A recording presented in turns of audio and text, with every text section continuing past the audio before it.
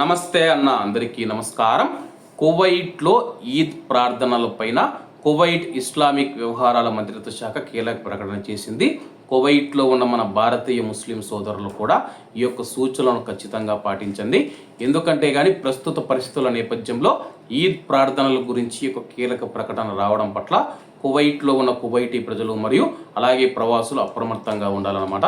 వివరాల్లోకి వెళితే కానీ కువైట్లో ఈద్ ఆల్ ఫితార్ ప్రార్థనల సమయాన్ని ఇస్లామిక్ వ్యవహారాల మంత్రిత్వ శాఖ ఖరారు చేసింది. పవిత్ర ఈద్ పర్వదినం రోజున ఉదయం 6:08 ప్రార్థనలు నిర్వహించనున్నట్లు అధికారులు ప్రకటించారు.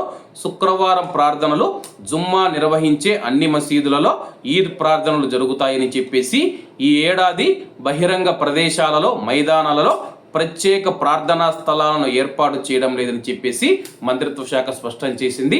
ప్రస్తుతం గత ఏడాది మనం చూసుకుంటే కానీ కువైట్లోని పలు ప్రాంతాలలో 52 బహిరంగ ప్రదేశాలలో ప్రత్యేక స్థలాలను ఏర్పాటు చేసి ఈద్ ప్రార్థనలు నిర్వహించిన విషయం అందరికీ తెలిసిందే.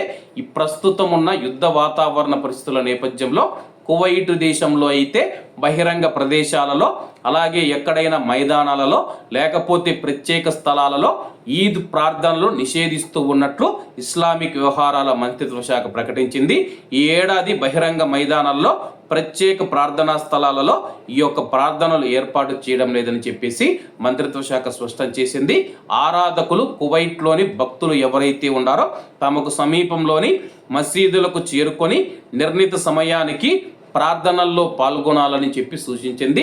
అలాగే రంజాన్ పండుగ రేపు గురువారం ఉంటుందా శుక్రవారం ఉంటుందా అని చెప్పేసి ఈరోజు సాయంత్రం 6 గంటలకు మనం చూసుకుంటే కానీ మూన్ సైటింగ్ అథారిటీ అయితే సమావేశం అవుతుంది. సమావేశం నిర్వహించిన తర్వాత రంజాన్ పండుగ మీద క్లారిటీ వస్తుంది.